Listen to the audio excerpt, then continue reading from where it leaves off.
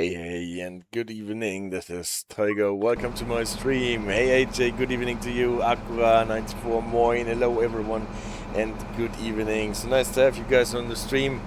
And I am here at Derby. And why are we here at Derby? Because tonight, in preparation for the East Coastway Remaster that we are supposed to get anytime soon, I wanted to look at the trains that we are getting along with it in a new DLC, the Electrostar 377/3 and the Turbostar 171/7 and /8, and I thought this is actually the time to look into this family of trains or line of development, and it is all connected with this city here, Derby, and because of the works that are here in Litchurch Street, I think, in Derby. We will get to this,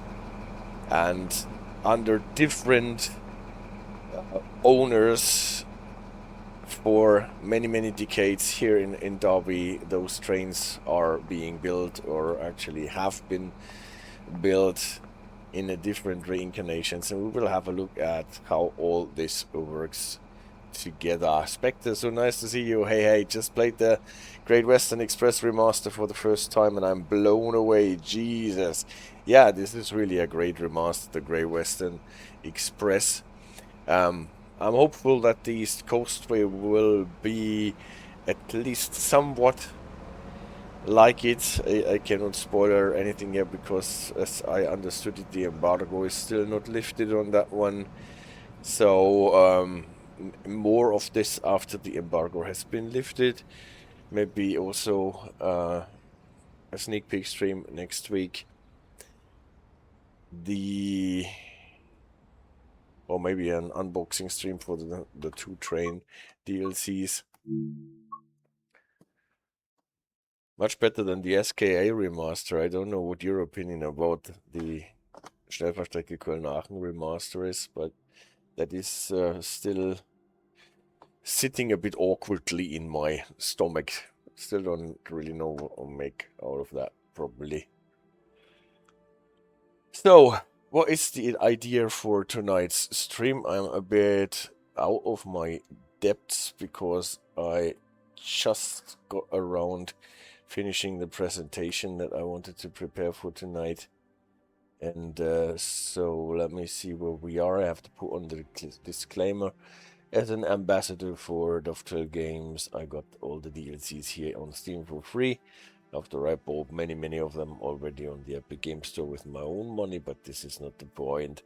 Those keys here on Steam I got for free by virtue of being an ambassador, and for the big help that especially Alex of Dovetail Games gave me after we had this problem with the Epic Game Store when transitioning to Train Sim World 6.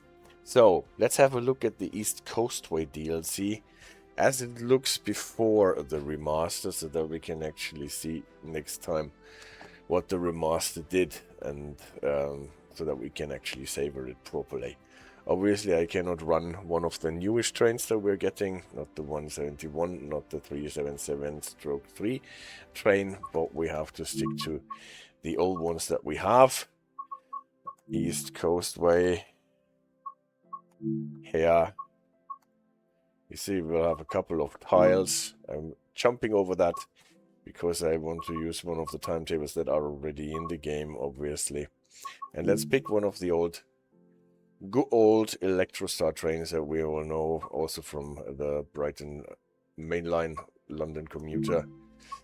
And here in the first incarnation that there is in the game of those Electrostars, the stroke-free version. And let's maybe start with a nice service in autumn. Like clouds, let's have the weather dynamic. It is not that long a run, and we're running from Brighton to Eastbourne. What is the longer line? There is also the branch line here to... Don't see it here.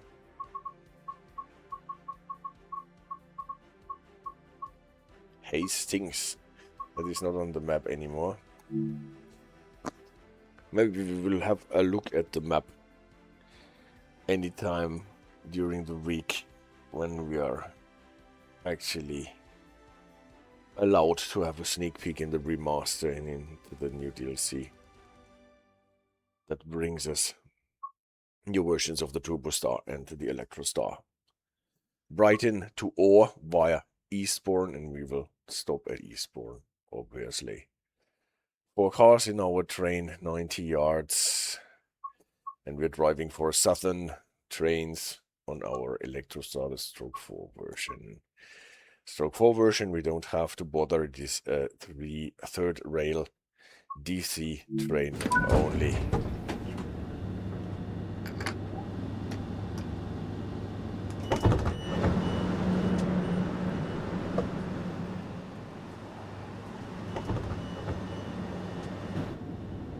See if we can get some lights already. We have lights at the end of the train. Yes, tail lights are on. Actually, it does not look so super bad in the old incarnation. At least that was what I thought when I fired it up again.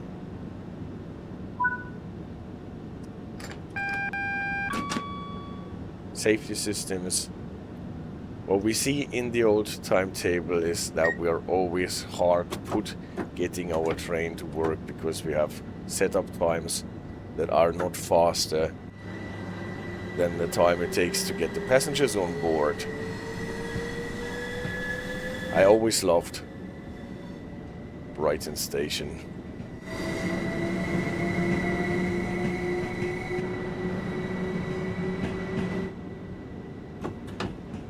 We're starting with 25 from this platform here now. Or is it 20? 20 from the side platforms. Let me just check quickly. Now we can go 25 here. Already from the medium, from the middle platforms.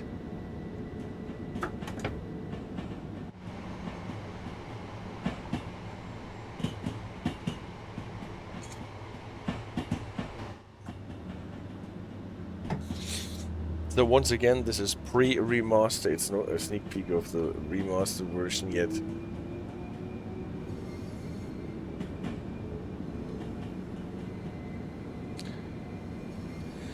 This is for when the embargo will be lifted sometime during the week. Driving the Electrostar is always being confined to this little window instead of the big picture.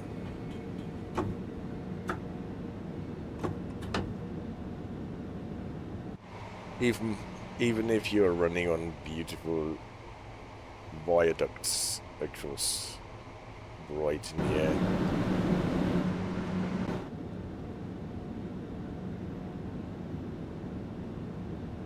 London Road Station.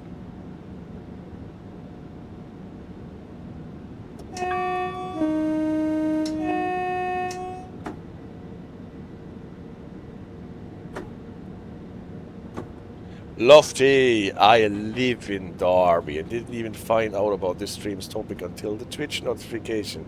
So that worked out, didn't it? And thank you so much for the subscription. You're subscribed 17 months. Currently on a 17-month streak. Thank you so much for the support.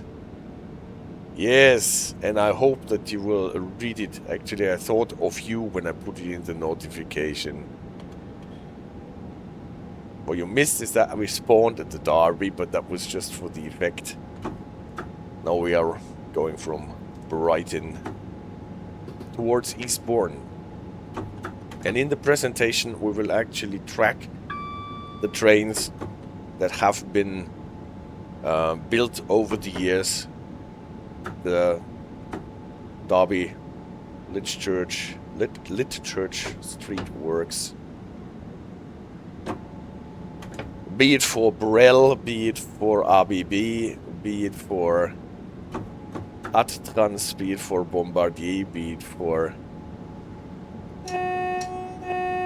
Alstom. And then we can wonder what they are going to build in future. Since they are not building the Zefiro trains for high speed too.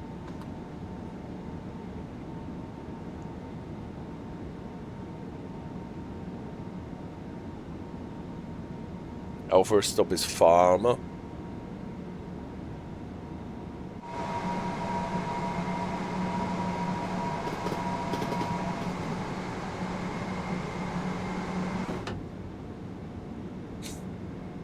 Will be a drop to 60 again. Well, if you can't beat them, buy them, I guess. Yeah.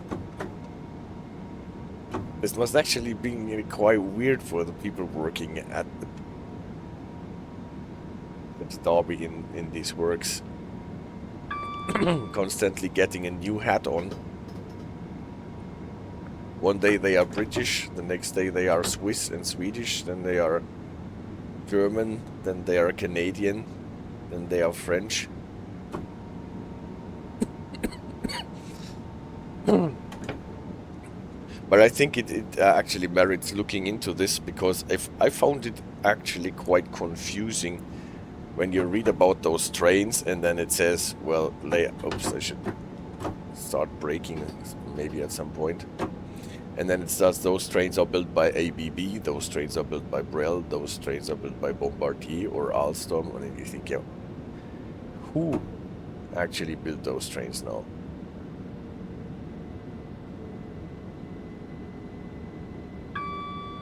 And it's actually most probably the same people building those trains, or with a different hat on.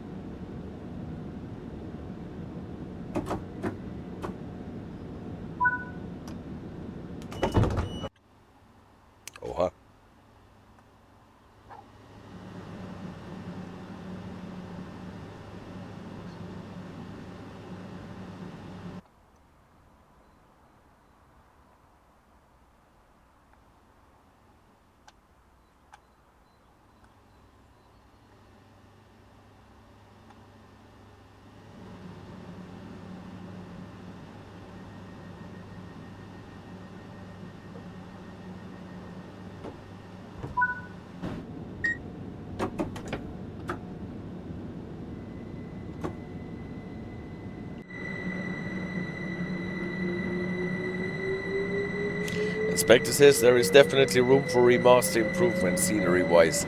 Yes, there definitely is. Fingers crossed. Especially when it comes to the color of the rivers and creeks and ponds and so on, and the look more. Well, we'll talk again whether this remaster is a success like the Great Western Express Remaster definitely is, or rather wanting, like in my opinion, the Schnellfahrstrecke Köln-Aachen Remaster.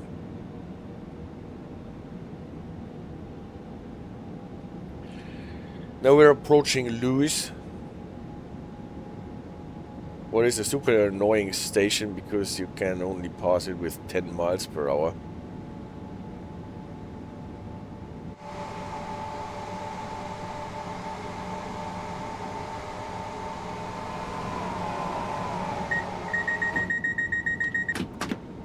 Hey, please accept my input vigilance system, even when I'm looking at the train from the outside.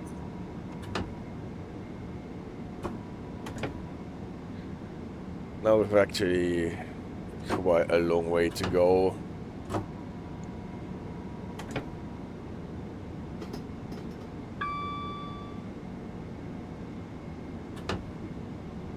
There is one button for the left side doors and one for the right side doors. Akura, what is the difference in the door open button? They're always open. Yeah, but there are actually two buttons for both sides, right? On most of the trains. We have SDO, obviously, door release, and all release. ASRTO, hey hey! The SDO is the selective door operation. Is that system that only opens the doors that are actually aligned with the platform. Door release and all release is a good question what the difference is. Whether this is limited to the train and the other one is for the whole consist in case that they are running multiple units. I'm not entirely sure. I think I looked it up at some time, at some point, but I forgot it again. And on some trains you actually have two seemingly identical door open button for either side.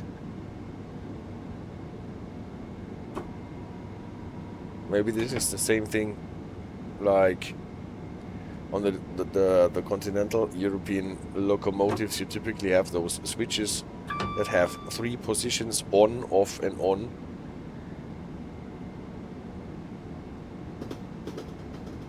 So that you have some redundancy. Oh no, I missed the slow down to 55 because I was explaining so much.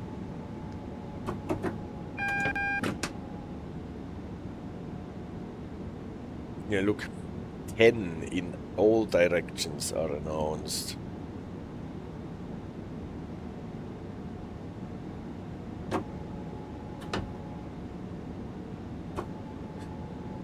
And if you slow down to 10 now, then you will never make it halfway in time to Lewes. Because then you are crawling, creepy crawling with 10 miles per hour.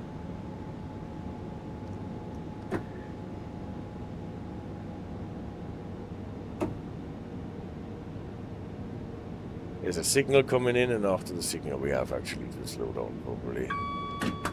That signal is green.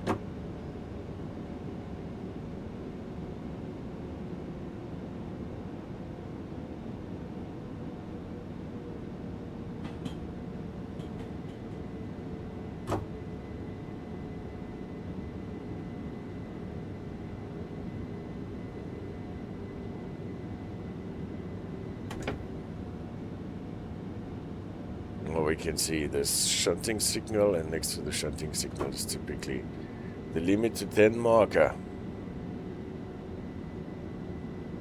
And now into Lewes.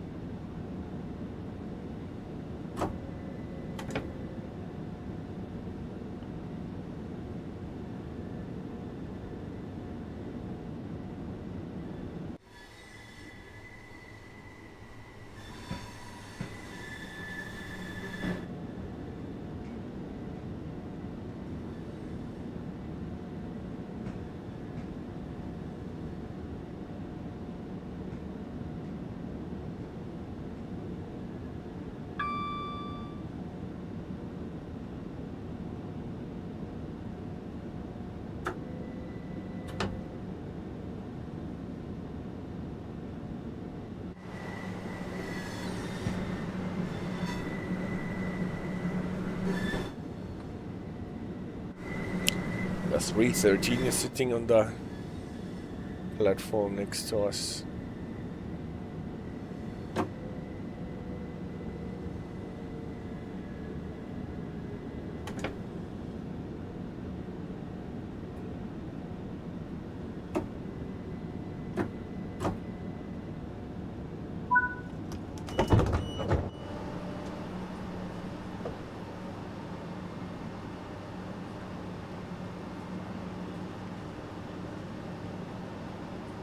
Imagine standing at Lewes station having just missed the 377 to Brighton and watching it disappear with 10 miles per hour. It's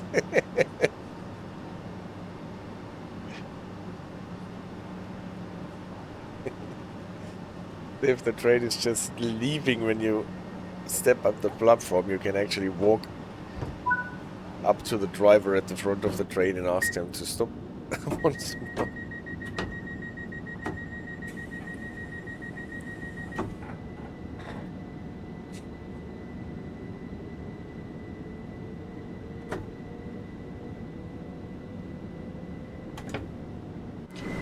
And now out of this beautiful station with 10 miles.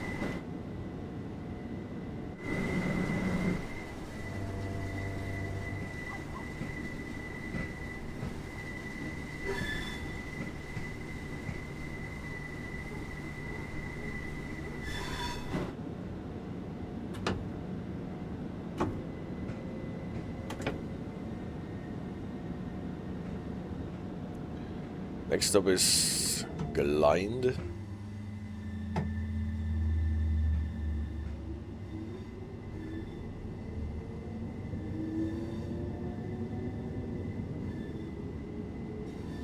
So when we are at this crossover, then we should actually be able to accelerate.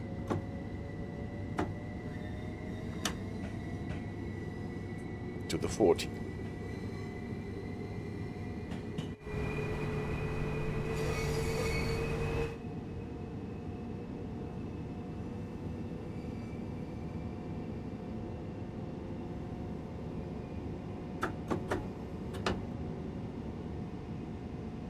Soon as we will be able to accelerate to 60, then to 70, because we are not branching off to the right.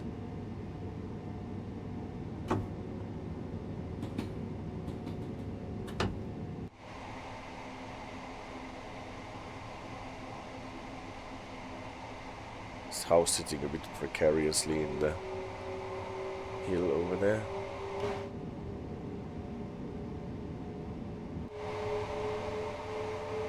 So he had one of those rivers with improvable colors.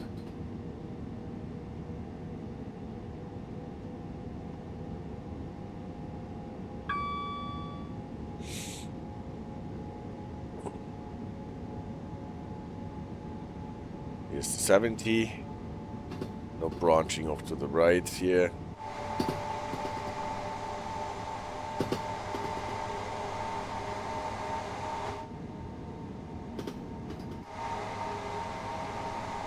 This vehicle has Delna 12 couplers, no BSI, no title lock, but Delna couplers will be important later when we discuss the trains and the different versions.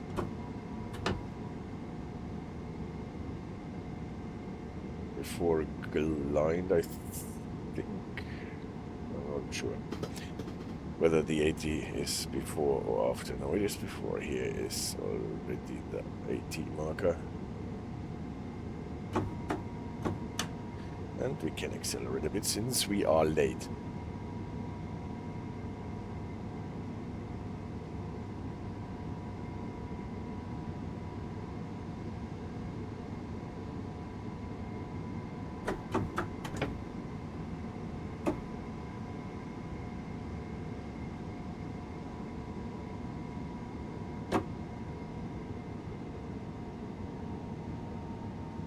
Let's see how the brakes work on this vehicle.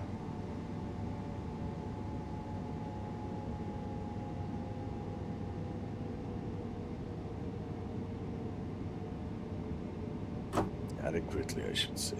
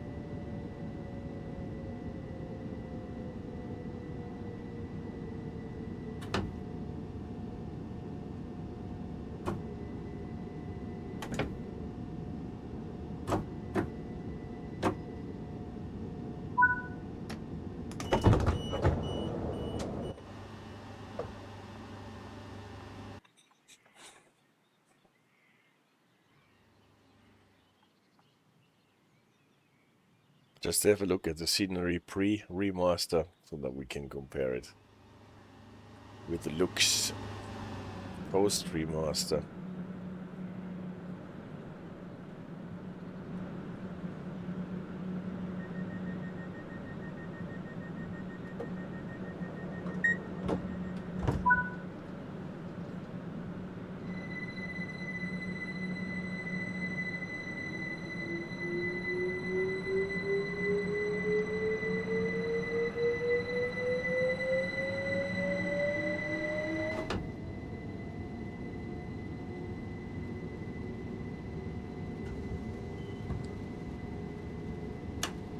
That was a very, very rough switch in lightning.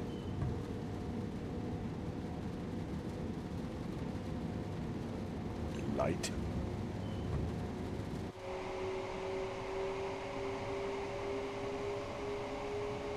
We're in one of those infamous whiteouts.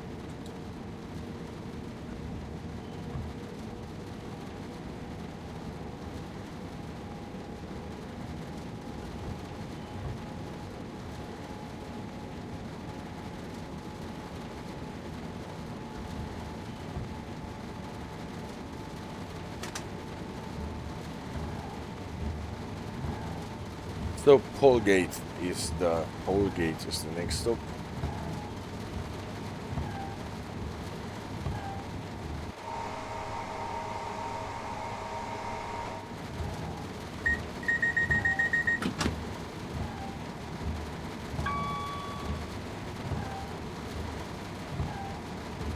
Here's the 90 on a very small sign.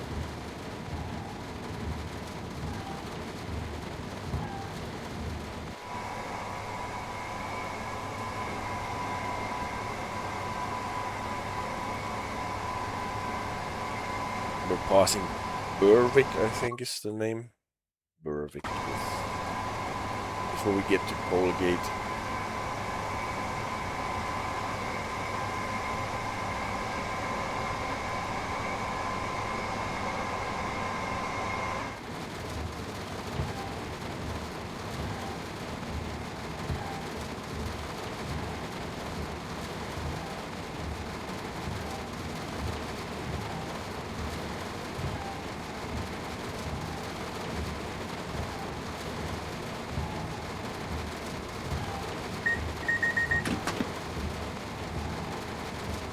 Vigilance is on the same key as the AWS is.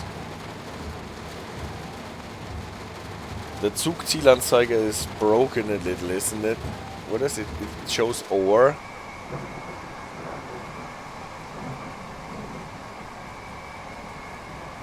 But that should be okay, should it not? We're driving a service to Or. Or what do you think is not right?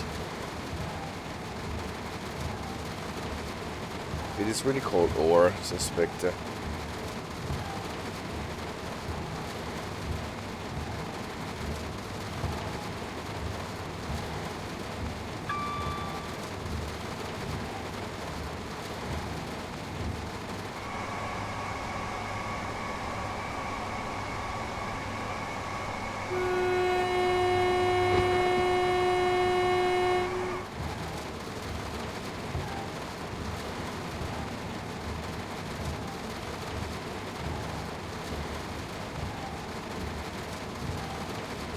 I did miss that Or in the distance.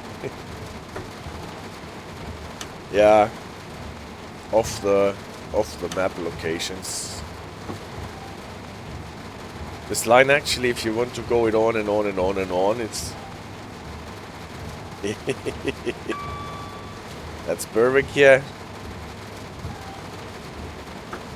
We have to prepare for slowing down a bit because there will be an 80 bridge as soon as the line gets straight again past Berwick. So much I do remember. What I meant to say is that you can actually ride this line if you don't branch to Eastbourne, but shortly before that on the junction. Oh, this wasn't the Whistleboard, it was the 90.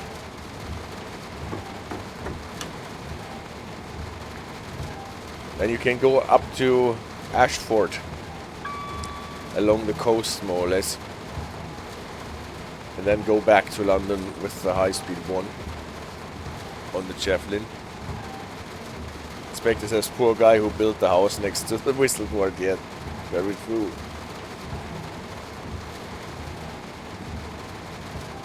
He might be an enthusiast.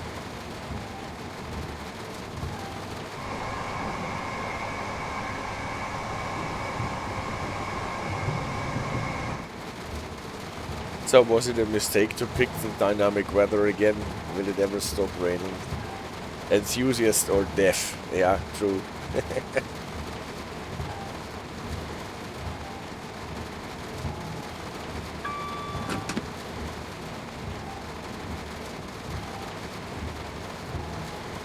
Yeah.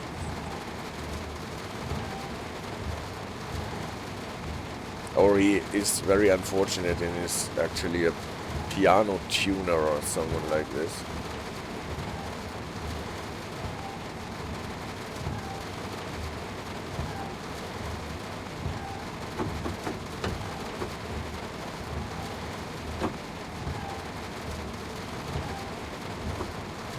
So approaching Polegate, the limit of 35 that is announced here already with the smorgasbord is behind Polegate, so we don't really have to prepare for the slowdown, but only for the stop at Polegate.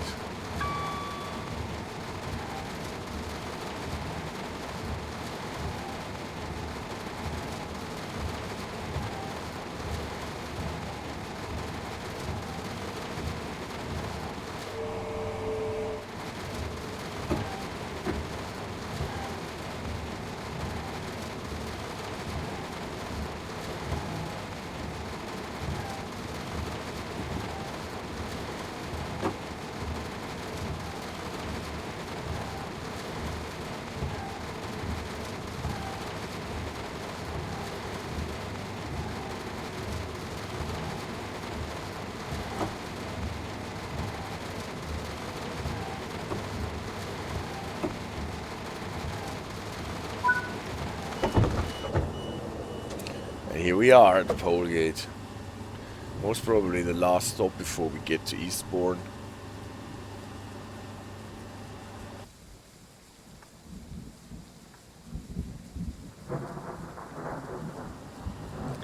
Thunder.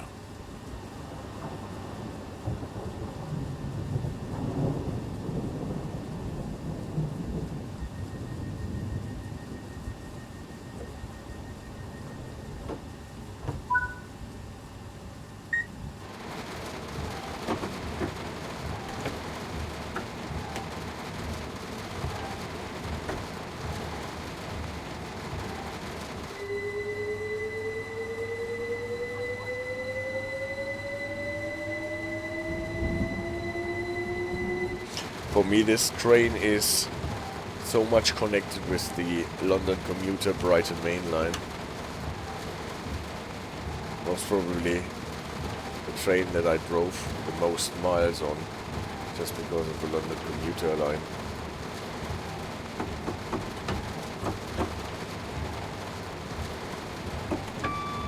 Almost missed by 35.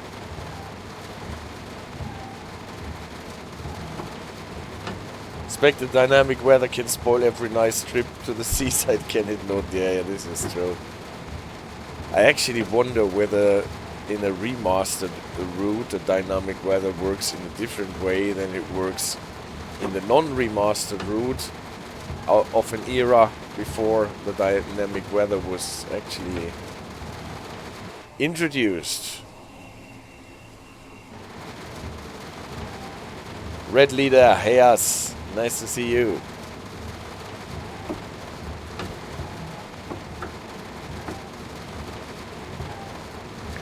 Next stop is Eastbourne.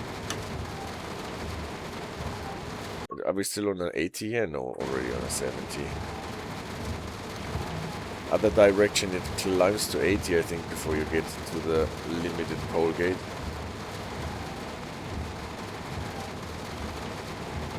Now we're passing the junction where we can go further along the coast towards Hastings. My good friend Hastings. And further on to Ashford.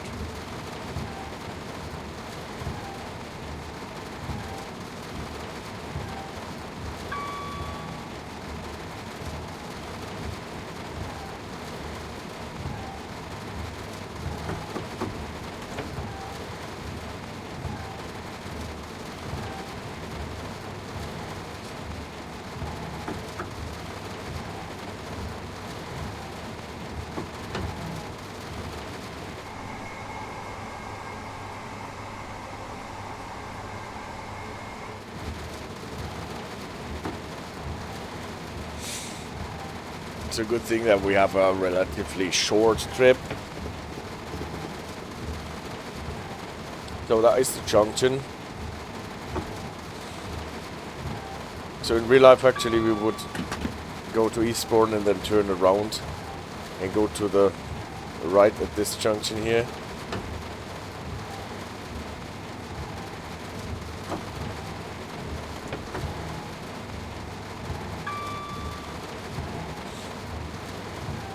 Passing one more station on our way to Eastbourne.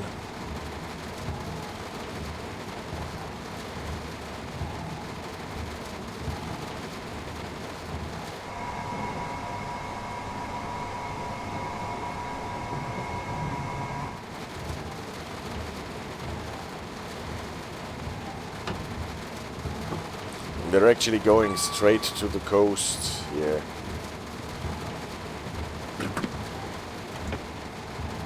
Now there must be a limit to 55 incoming. Should hit it before we get to the next signal if I'm not mistaken. Aye, here we are.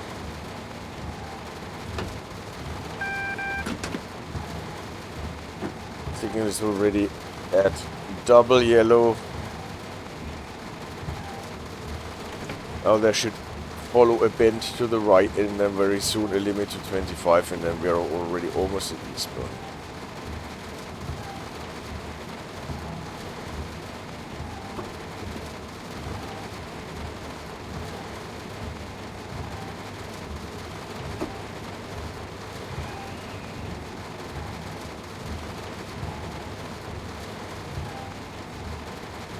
Here's the banner repeater.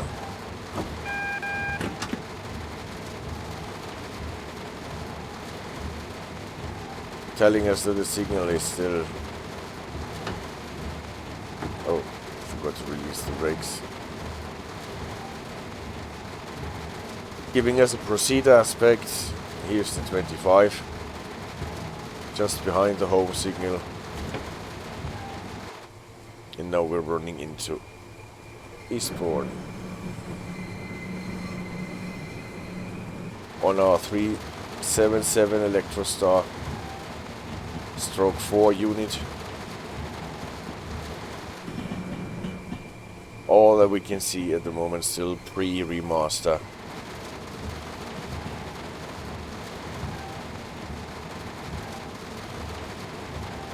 And waiting for the remaster.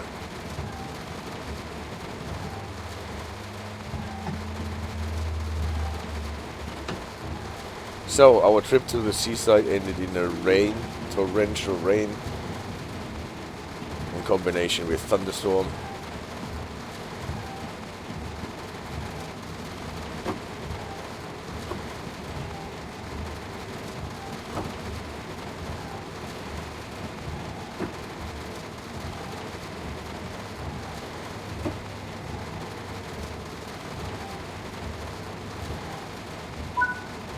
And here we are. In time, on the spot.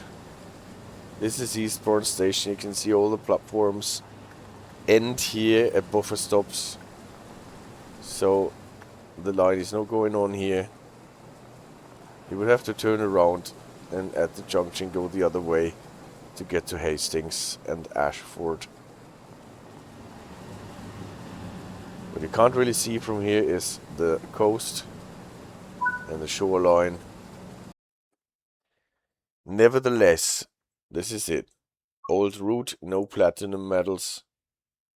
Oh yeah, stop it. Falmer with 0.000. Alright. Go back to the main menu and look at the presentation about the trains from Derby. If I find it.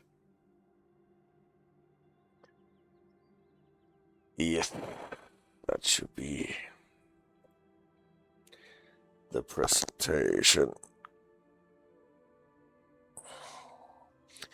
And here we go.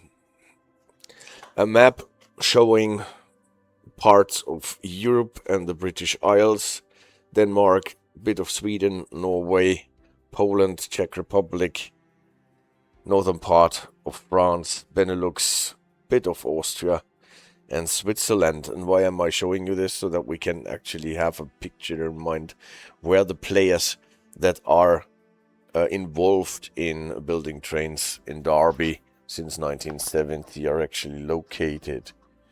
And really says, not sure if the remastered timetable has platinum medals or not.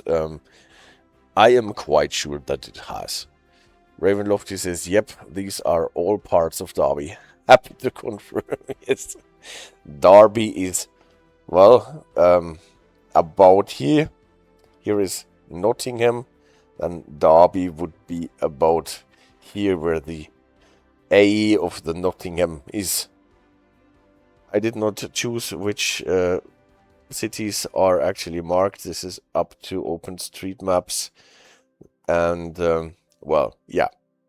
The story starts with a company in Sweden, the Allmänna Svenska Elektriska Aktiebolaget, from 1883, ASEA, and a company from Switzerland, Brown Boveri and Company, BBC, also from the 19th century, and Deutsche Bundesbahn enthusiasts know a lot about BBC because they built a lot of the parts that were used in the locomotives and coaches of the Deutsche Bundesbahn. And those two companies decided to merge in 1988 and made a company that is named after those both parent companies, that A from the ASEA and the BB from Brown Boveri and Company, and this resulted in a company that still exists, is still a big player, not so much in rail equipment anymore, but in a lot of other technical things. ABB, ASEA Brown Boveri from 1988. And those guys built trains, built locomotives, until they got rid of the rail business. So what happened next? In the British Isles, in the United Kingdom, British Railways was still not privatized, and they had got together all their works and the sites that built and maintained trains in one holding company, more or less, the British Rail Engineering Limited. Since 1970, all those works and divisions or whatever were put together in designated company, a limited vehicle to hold them all. And then came the 90s. 1888 is close to the 90s, and the blessing of the privatization of the railway sector in Great Britain. So obviously the blessing is up to interpretation, and they sold stuff. Also the British Rail Engineering Limited, the BREL, and it was acquisitioned in two steps between 1989 and 1992 by those guys. ABB, sitting in Zurich, Switzerland. And all of a sudden, all the works in the United Kingdom, yeah, were owned by the people from Switzerland, ABB. For example, the Holgate Road Works in York, and also the Derby Litchurch Lane Works in Derby, obviously. By those, not only those two, even more works, but those two are important for the family of trains that we are looking at today. So before that, those guys were working for British Rail Engineering Limited, and starting in 1989, 1992, they were working for ABB, so all the trains that were built there are now manufactured by ABB. Enter the Germans from Stuttgart, in this case the Daimler-Benz AG, the guys who make those nice cars with the star, the Mercedes cars. And they also did railway equipment at the time, and they made a joint venture with ABB called ADtranz.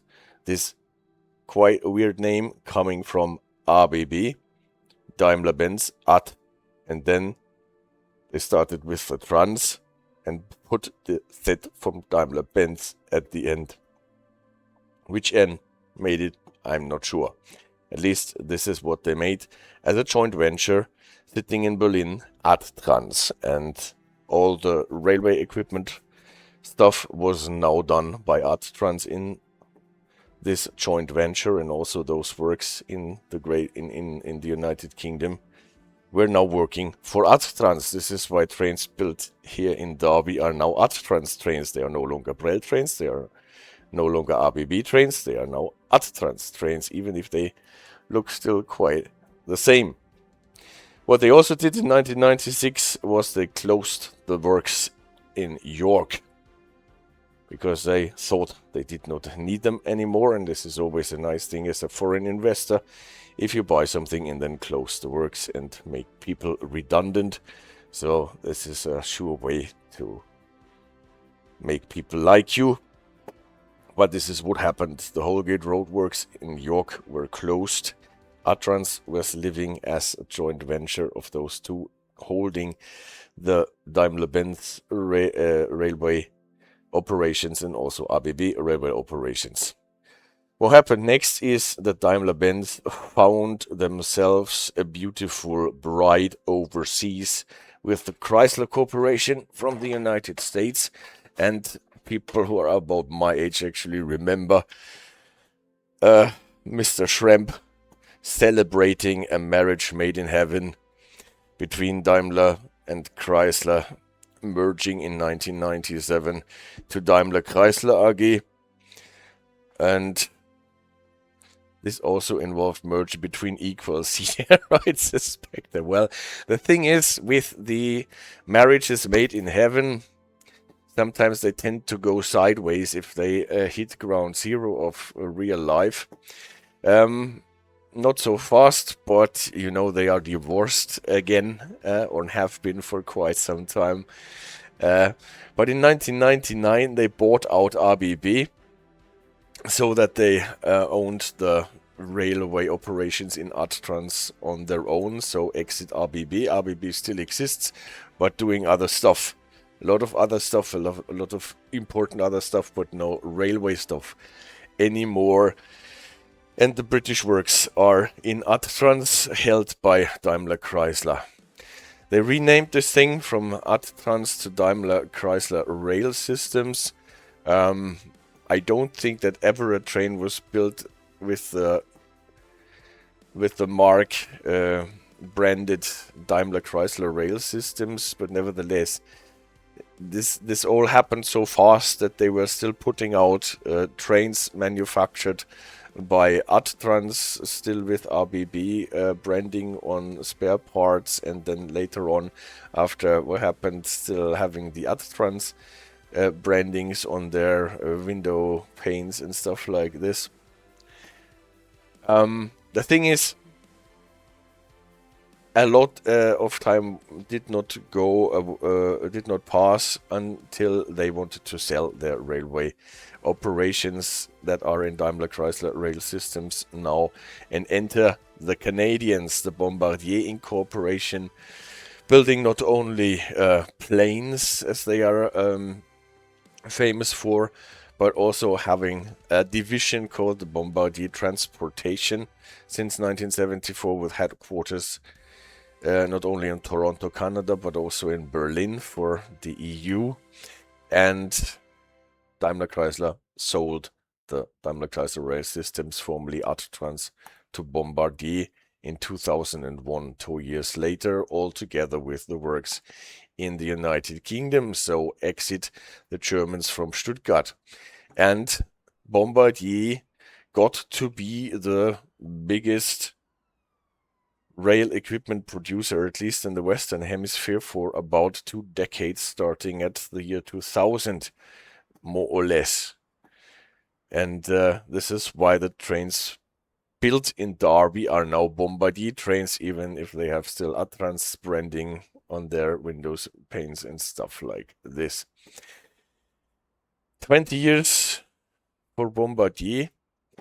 Enter the French. Alstom, also a company that has been around forever.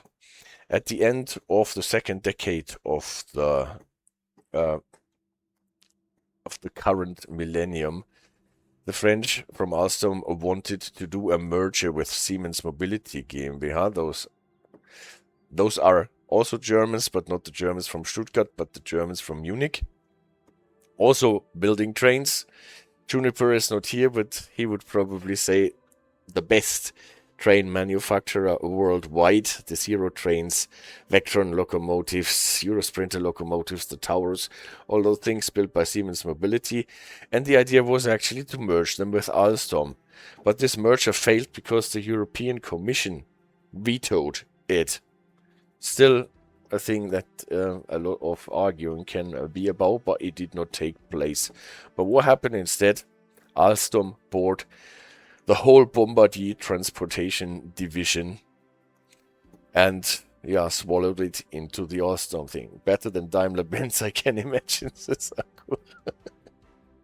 Well, this is all up for debate, but this is what happened. And now Alstom buying the Bombardier Transportation with all the estate, including the Derby Litchurch Lane Works in the United Kingdom. So the people working for Derby Litchurch Lane Works, if we can run this through again, they were first working obviously for British Rail, then for British Rail Engineering Limited, then for the Swiss guys from ABB, then for the German guys from ADtranz, then for the Canadian guys Bombardier, and then now for the French guys from Alstom.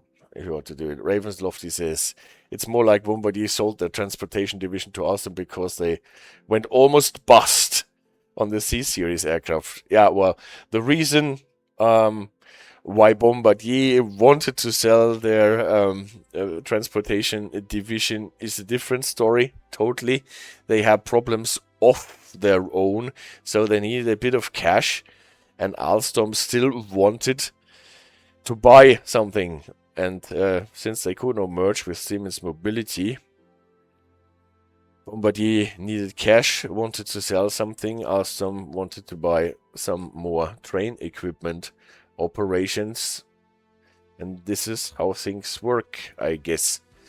So Alstom bought the Bombardier Transportation division. And this is why it is sometimes so confusing that for the same train that has been around for a couple of years, you have different manufacturers named for them or for different versions of it, going through BREL, ABB, ADtranz, Bombardier, and Alstom. Also the Trax locomotives, for example, all the groundwork for the Trax locomotive with the 101 and the 145 then we have now, right? And they were more or less via RBB, ADtranz gone into Bombardier and now into Alstom. And now it's not the Bombardier trucks locomotive, but the Alstom trucks locomotive. And those planes are a difficult business, asked Daimler about. Okay. And Lofty asks about Hitachi. What do you think what is with Hitachi? They did not buy Alstom yet, Hitachi.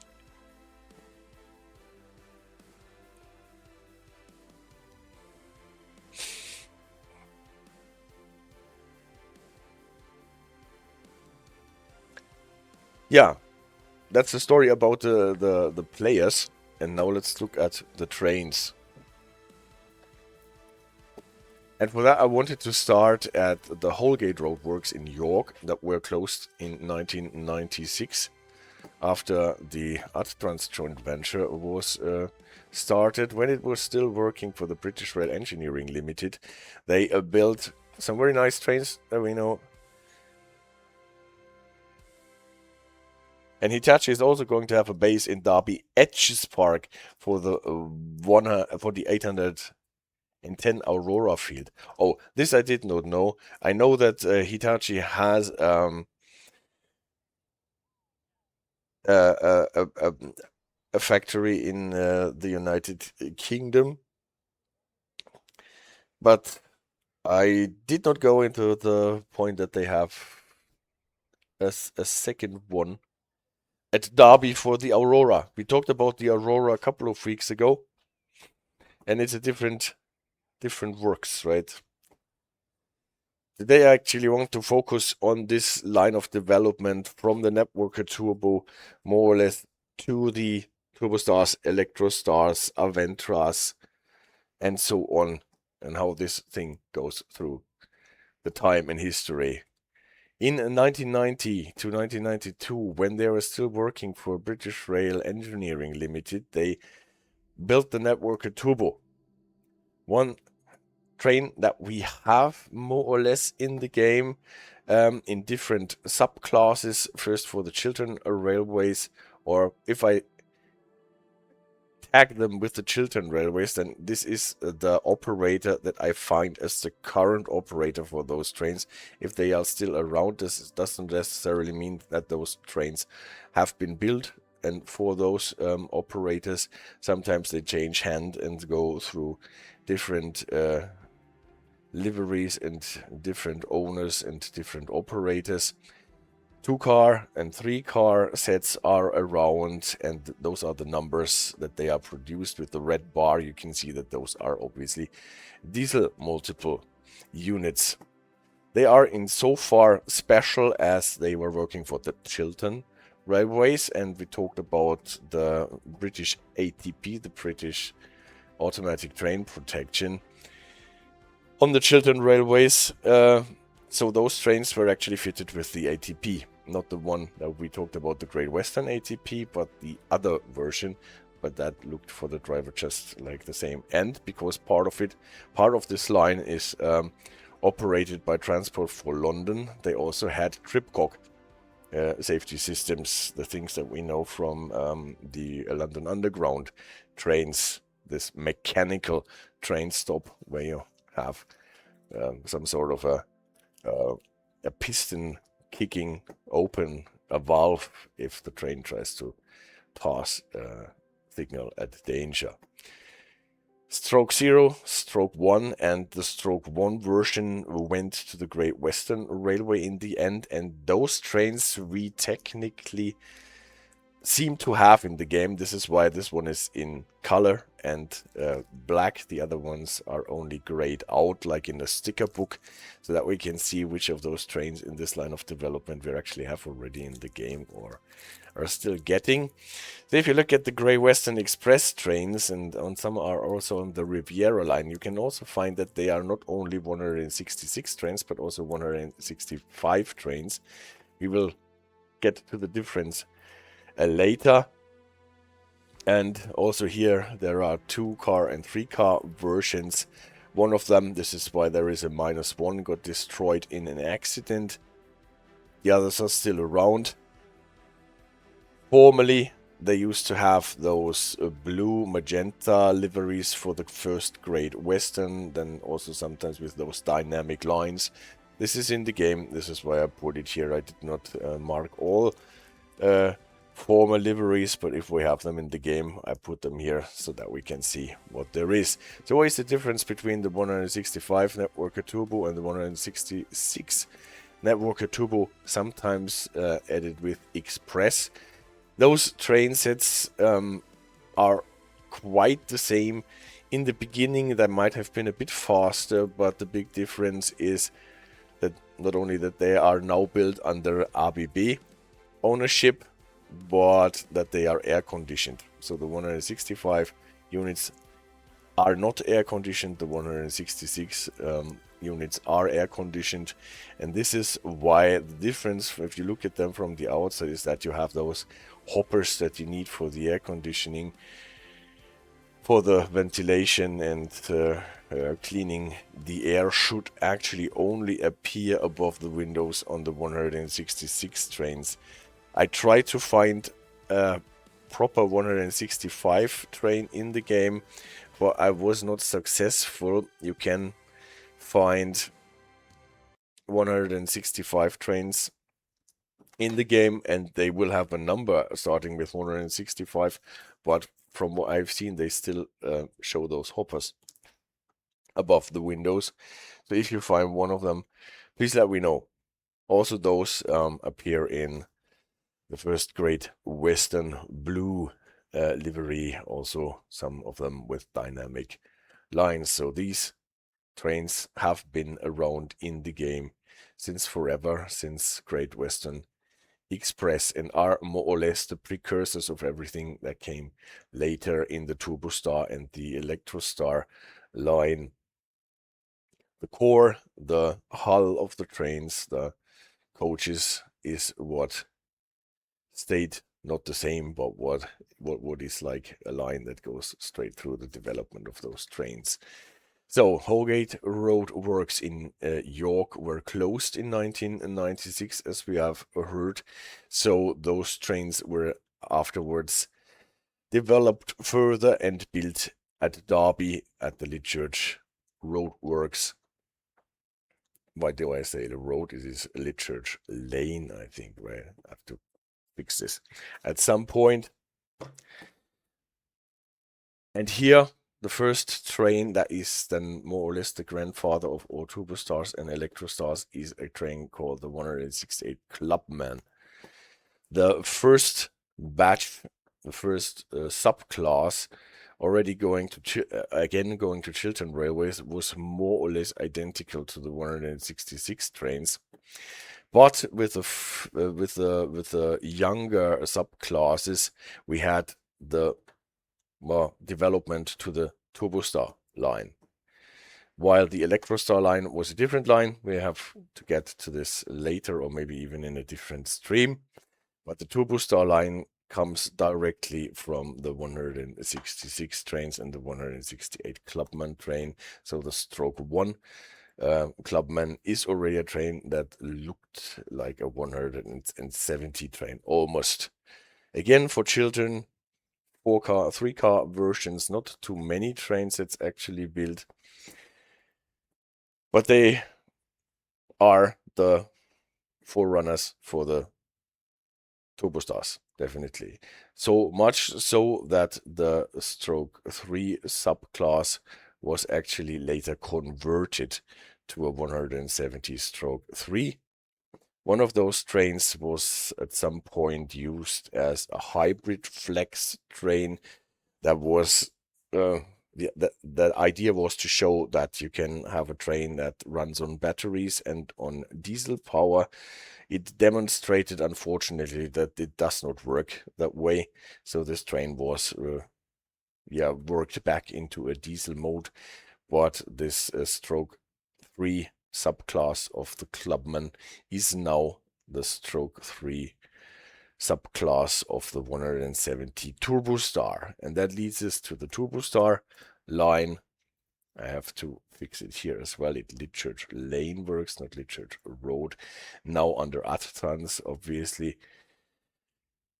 The 170 Turbostar train fleet is probably the most amorphous family of trains that are around since 2001 than Bombardier, as we have seen. There are stroke 1, stroke 2, stroke 3, stroke 4, stroke 5, stroke 6, and there used to be also a stroke 7 subclass. And the problem with those trains is that they were handed around a lot. Sometimes they were actually picked asunder, middle cars were taken out, moved somewhere else, put into different trains. They were reconfigured as 168s, as 171s. So it is quite hard. I tried to see where those trains are now. The stroke 1 subclass working for cross country. The stroke 2 working for the East Midlands Railways, and now stroke 3 are some units that are supposed to work for ScotRail, some for cross country, where 9 units out of this thing were converted to 168.3, and 1 unit was converted to a 171 stroke 2 unit. Now we're getting to a class that we have more relevance for in the game. Not only for East Midlands Railways, the northern trains, there are some running, there are especially the ones that are run for ScotRail, and those are the trains that we see especially on the 5 circle line. The stroke 4 subclass of the Turbostars. Actually, there are at least 3 different batches of those trains that ScotRail got that distinguish themselves from each other by things in the cab and other things. And there is this there's this discussion that the numbering in the game is actually not correct, because the trains that are shown in the game should be limited to a certain batch and only show the numbers from this batch, even though they are all subclass stroke 4. But this train is in the game and has been for quite some time. 1 unit was converted to a 171 stroke 7 unit. Then there are the subclass stroke 5, now supposed to be running for East Midlands Railway, formerly, and this is what we have in the game, are the cross-country stroke 5s and the West Midlands Railway stroke 5, before that London Midland, and this is why they are so green on the inside. Stroke 5 is always a 2-car train. Stroke 6 is always a 3-car train. They are now supposed to be running for cross country. This is what we still have in the game also, and formally some of them are running for West Midland. Stroke 7 does not exist anymore because they were all converted to the class 171 stroke 8 trains, and this 171 class is what comes next. And what is the big difference? The couplers especially. All those trains that we have been talking about before have, like the Sprinter class trains of 150 and so on, have BSI couplers, Bergische Stahlindustrie, and the 171 class is the first one that has Dellner couplers. Dellner is a Swedish version of the Scharfenberg Kupplung, and yeah, especially southern trains wanted to use trains with Dellner couplers so that they can, if necessary, pick up trains that are broken down. So this is the difference. Those BSI couplers have those prominent, pointy, pyramid style contraptions, whereas the Dellner couplings have those round cones like the Scharfenberg Kupplung that connect to each other, so easy to distinguish. There are only stroke 2, stroke 7 and stroke 8 subclasses, and the stroke 7 and stroke 8 subclasses that are 2 and 3 car trains is one of the trains that we are getting with the new DLC that is supposed to be released with the remaster for East Coastway, so the Turbostar 171. Stroke 7 and Stroke 8 will be in this gameplay pack or train pack, running for Southern, having those Delner couplers instead of the BSI couplers, and covering most of the 171 class. You can see that those trains are partially converted from 170 trains. The rest, to make up the total, were already built from scratch with the Delner couplers. And there is one unit that was converted in 2016 from a class 170 stroke 3 into the subclass stroke 2 that only consists of one train set. That one is not in the game from what I've seen so far. Then the class 172, what is the last Turbostar that was to be built, are the trains for West Midland, what they are running now in 4 different subclasses: Stroke 0, Stroke 1, Stroke 2, and Stroke 3. And what is special with the Stroke 2 and Stroke 3 cars that are 2 and 3 car DMUs again is that they have those gangway caps that we know also from the 377 Electrostars.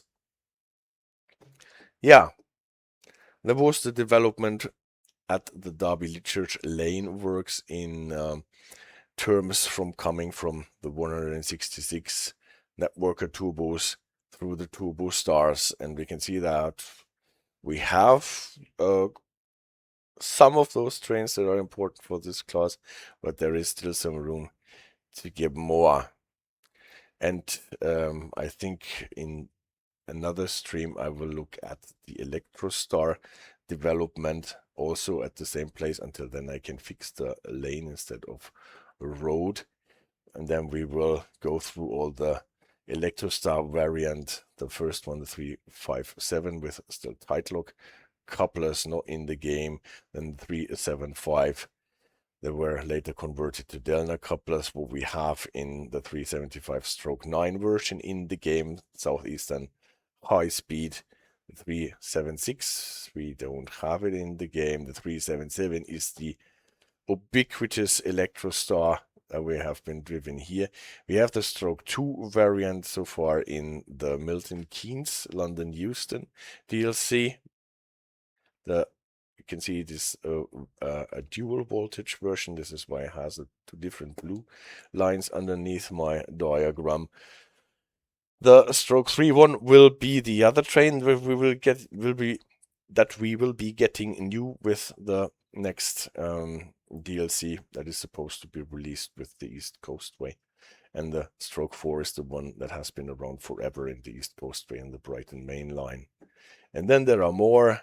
There is the Capital Star that we actually have in the game from the London Overground line in the stroke 2 variant. The 79 we don't have. The 387 was the last Electrostar. And here we have the Gatwick Express from the London commuter Brighton main line. Also a bit to go. Later then there was the Aventra, one of them we have in the game, not the 345, but the 710, 720, 701, the Arterio, and we're getting newer and newer until we get to the year 2024. And then actually at Derby they should have built parts of the Zafiro trains, the class 895 for the high-speed 2 line.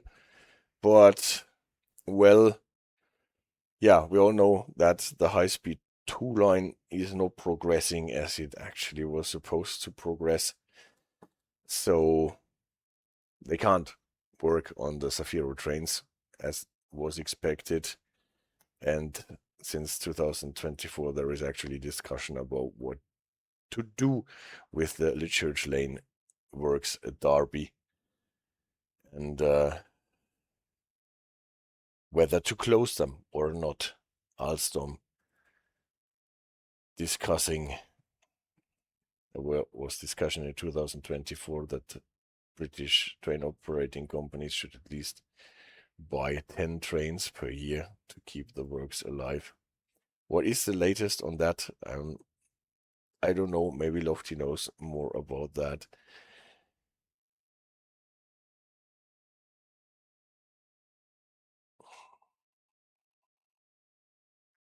So, what I want to do now is jump into a 170 train and run it on the Birmingham Crewe line.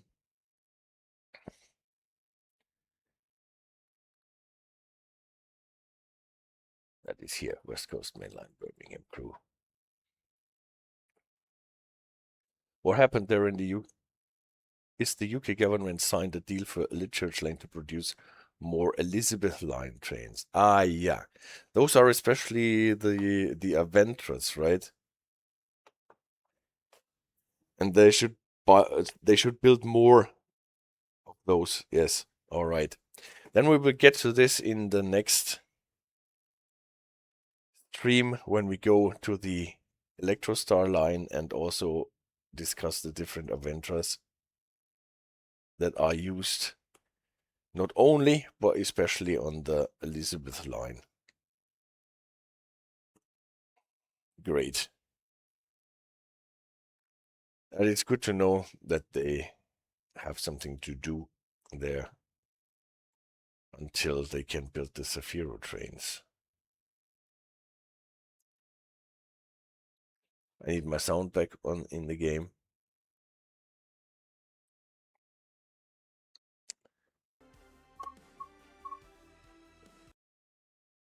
Otherwise, it will be a bit boring. So, Birmingham Crewe. Timetable. Which one was it again? We should use here maybe. Here we can find the 170 Turbostars, the modern timetable with the Avero. Let's see, maybe we get across the occasional Avero here.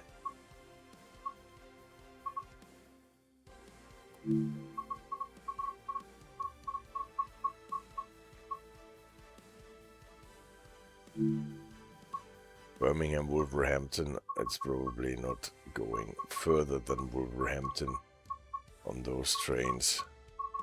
We do that. And we're not picking the dynamic weather because we had enough rain for today. Let's take a nice sunny trip in October. Anti-derail says, that's why they are built by Alstom now. That is the point. And this is what I always find confusing, why those trains are built now by Alstom and before they were developed by a Bombardier. Yeah. The facilities and the developers are more or less the same. But the owner switches and switches and switches. Let's see how long Alstom will do it.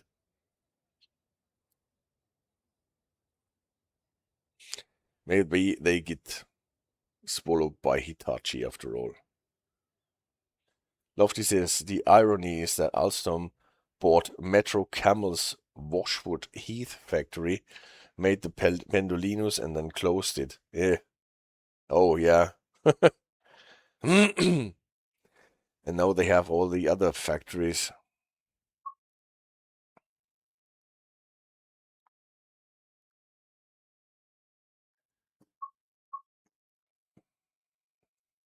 Closing factories is always a thing that make people like you. So, unlock the doors. Door control if you want. So here, for example, you have 2 door release button for either side. One here.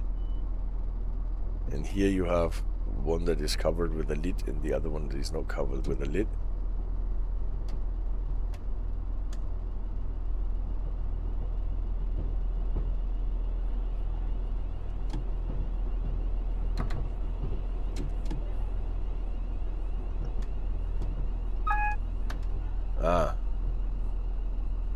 Where is my AWS cutout? Here it is. We are red. We are white. We are Danish.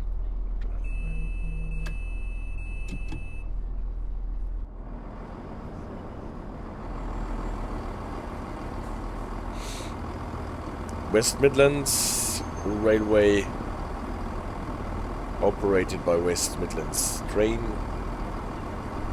With this green interior from London Midland. They changed the livery, they did not change the interior. This is this Rivet train or gameplay pack with those Turbostars. The two liveries, cross country and West Midlands Railways. Midlands Railway.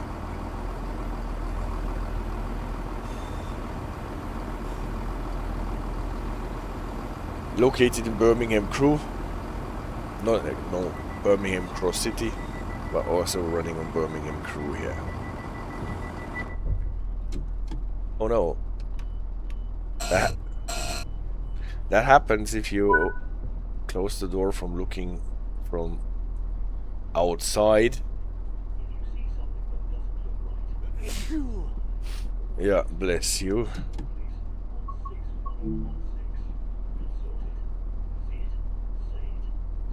Now we can close the doors.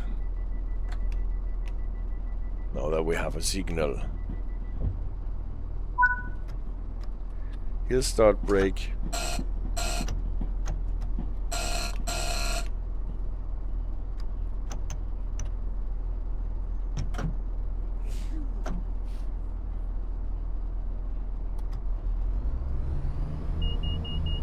And we go. Careful, leaving Birmingham New Street is always a 10 limit, just almost like in Lewes.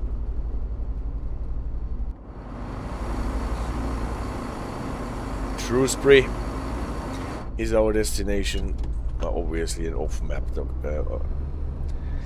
destination. We're only going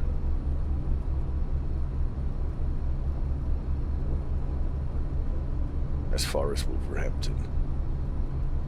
Yes, it shows the theater indicator sending us on the slow line.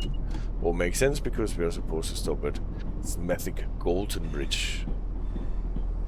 Not at Rolfe Street, but Galton Bridge. There's the cross country version coming in. With a stroke 6 version, 3 cars, no, only 2. Like we are only 2 cars.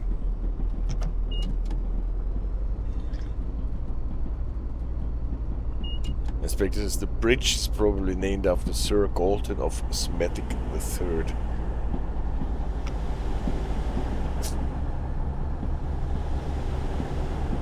Maybe. I have no idea.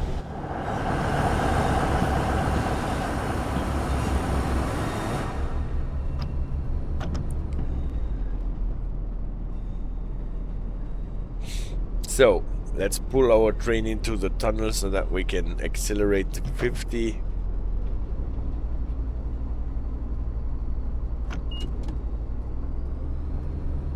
And Lofty says I'm probably going to head off. Take care, everyone. Thank you so much for joining. Have a good night.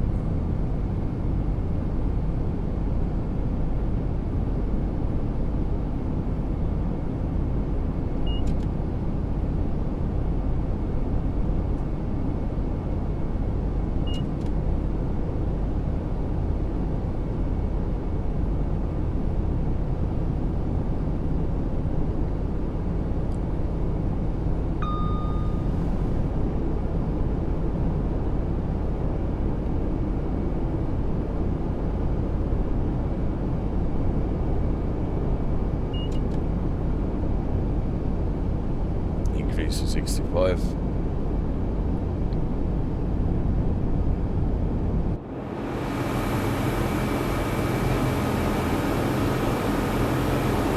BSI Coupler. Bergische Stahlindustrie. German standard.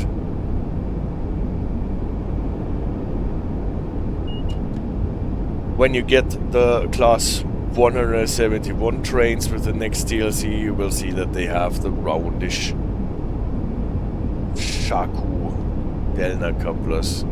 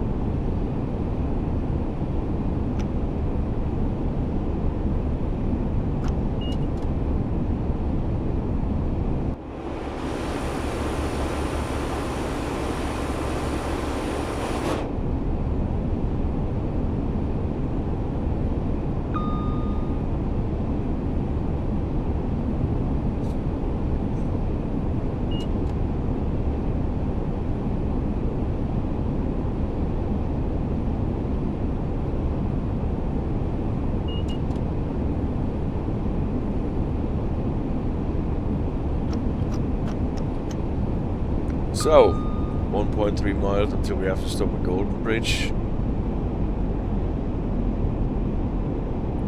Passing the Soho depot.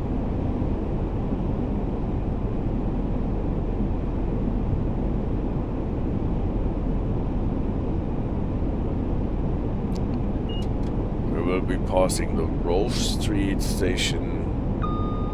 There used to be a big FPS sync. Let's see how that works now. Hopefully it works better. We still have the Microstar that's probably still producing shaders, but it is not the big FPS sync as it used to be. Well, it is a bit still. But with the Pendolino coming from the opposite direction, probably. Can't know. Going down for Smethwick Golden Bridge.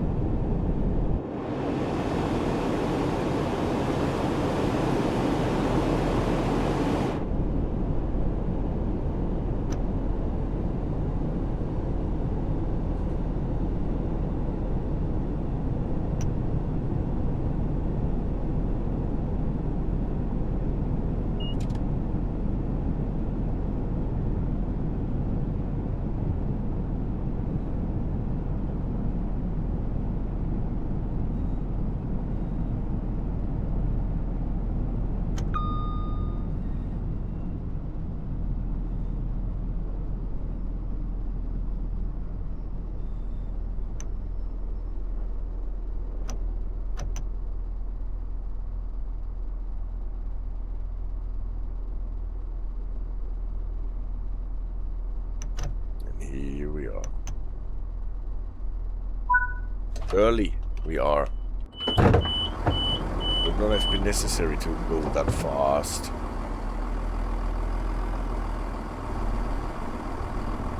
Not super many people on our train.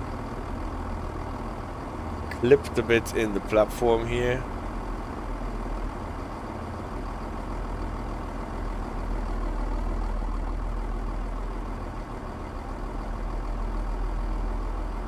Ever so slightly, at least.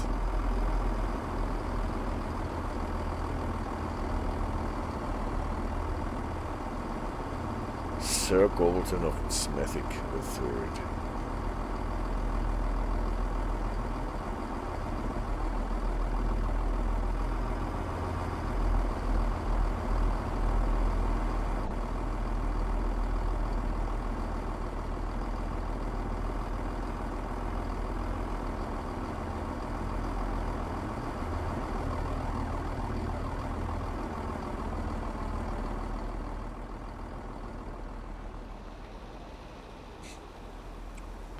Nice stations they built for their Birmingham Crewe DLC, I must say.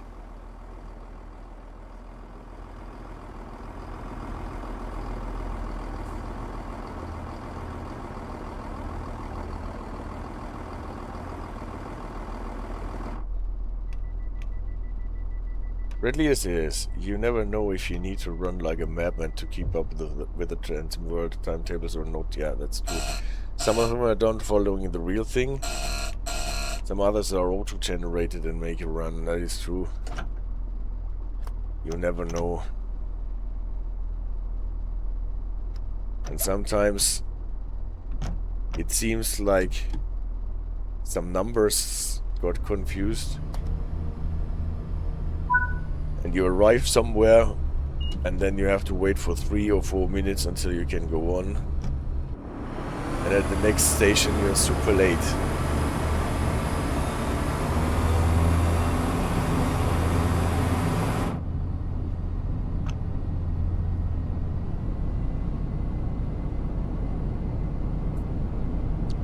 Next stop is already Wolverhampton, that means we're not stopping anywhere in between. Next thing that will happen is an increase in line speed to 75, where our train can easily do. Limited to 100 miles on our Turbostar. But there will be 2 dips to 65.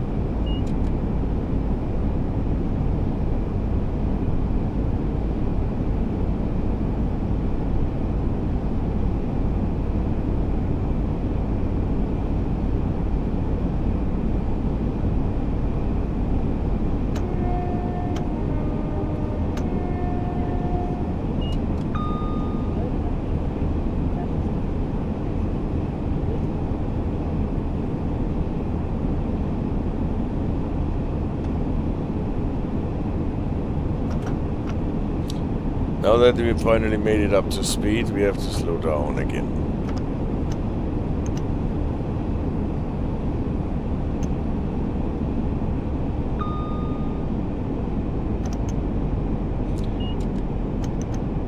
Even to 60, not only to 65.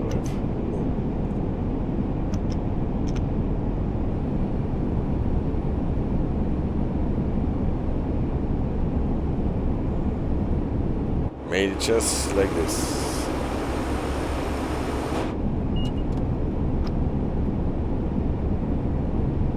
And back to 75. Let's see if we actually have to race like this.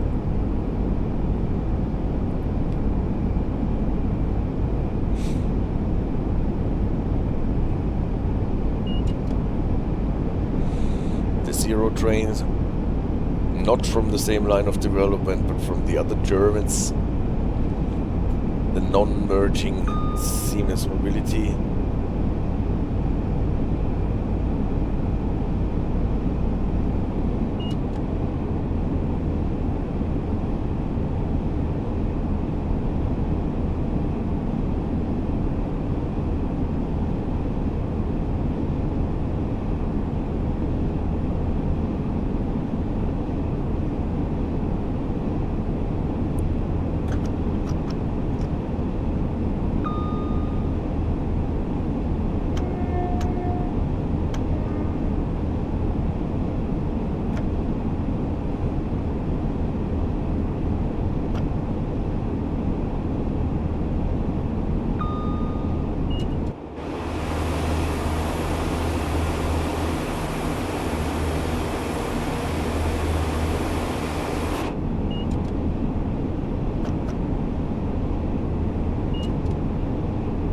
So, well, how are the Electrostars going? Is ASRT asking. Well, Electrostars will be for the next stream. Today I will leave it at the Turbostars.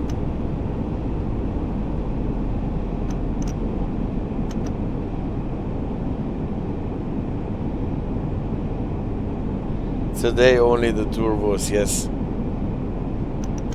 I thought it might be a bit much anyway to go through all the trains,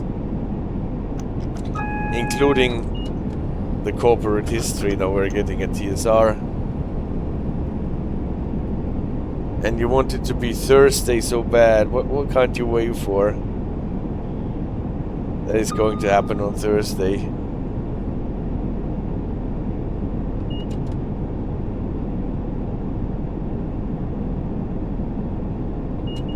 The Wooch extension and the Nevag Impulse 2 for SimRail.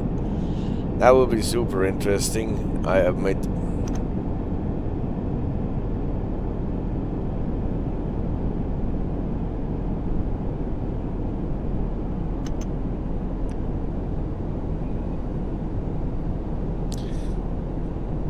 And I still don't know when the East Coastway Remaster will go live.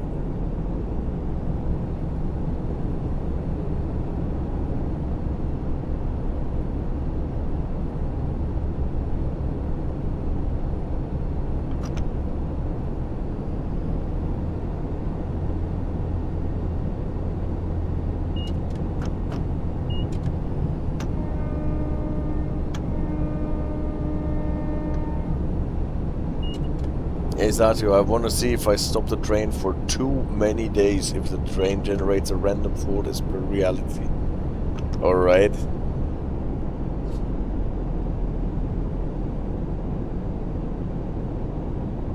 We will see. And Red Leader did not know about the Wooch extension. I knew it was coming, but not when. Yeah, I actually tried to find out whether there is a published release date, but I wasn't able to. Here's our TSR.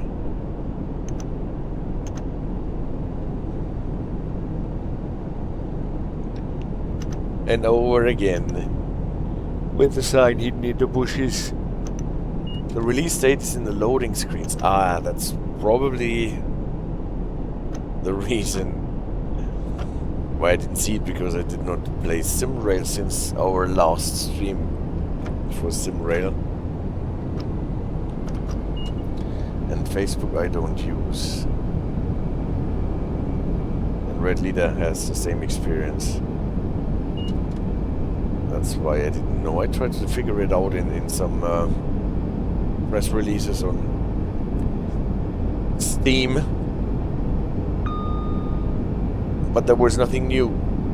Anyway, so next Thursday, SimRail. Face what? Is it still a thing? Yeah, we don't know.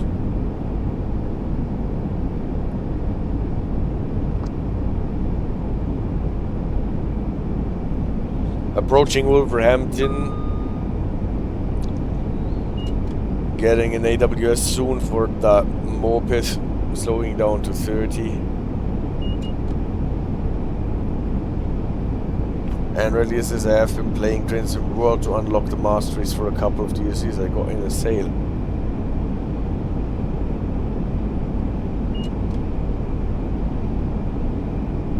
Inspector Britain's most beautiful slow speaker sections after part 1 Lewes, now part 2 Wolverhampton. Yes. This was the wrong direction. AWS magnet for the TSR, and that is the one for the moped sport, announcing the 30.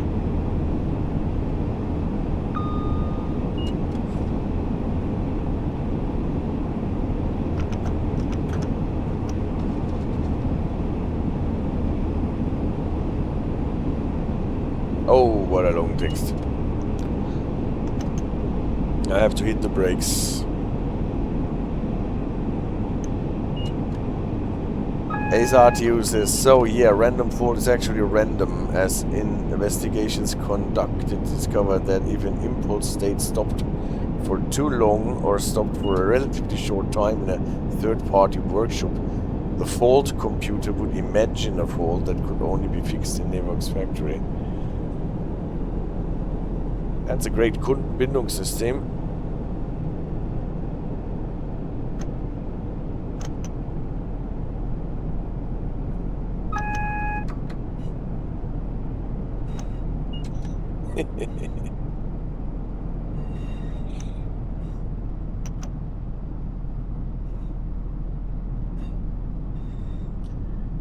And Acura saw a documentary about it. Going to lane 2 or platform 2. Exactly, as you can probably tell, the legality of that system is questionable. Definitely so.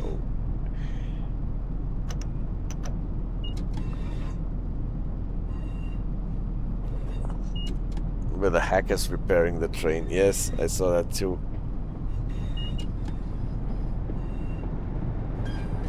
Transport for Wales. Printer probably coming on the opposite direction. And now we're late, see? First stop was so much time and now we're late because we had to go through TSR probably. That slowed us down, especially in the high speed part.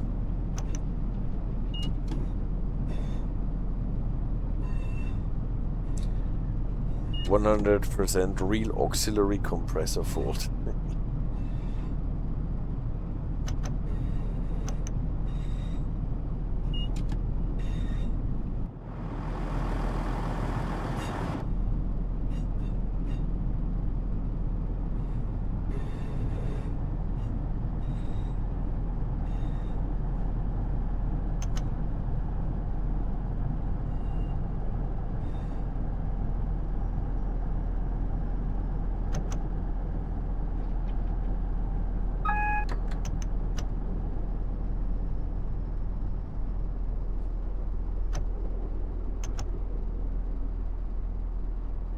So, Wolverhampton, ladies and gentlemen.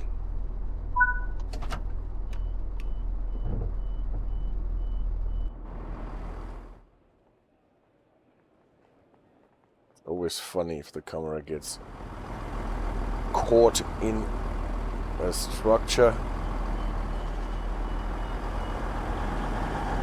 That's not our train, that's a cross-country Voyager.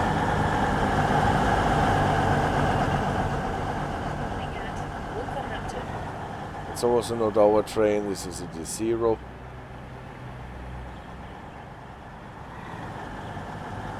This is our train sitting in platform 2, being super short.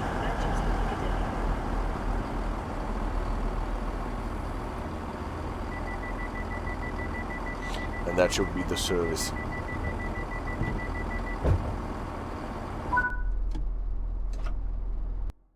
Alright guys, that's it for today. Thank you so much for joining me.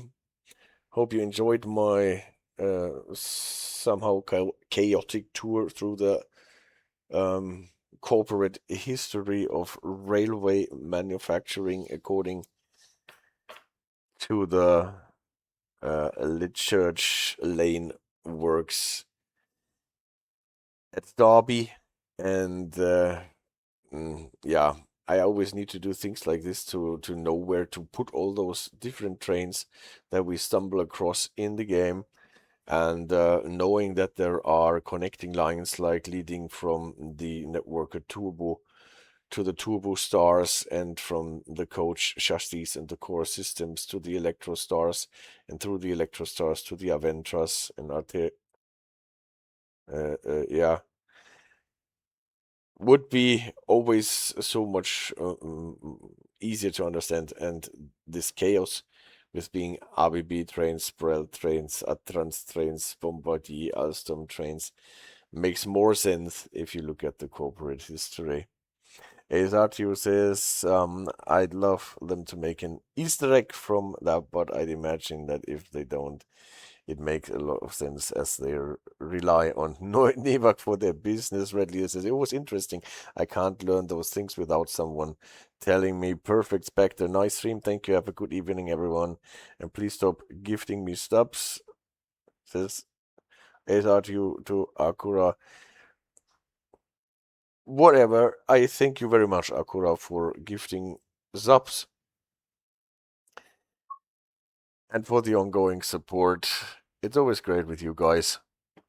And yeah, maybe I manage to be around at Thursday next week when so many things are being released. If not, see you next Sunday. Akura says, I'm looking forward to the next week. So am I. Guys, have the best of weeks and see you soon.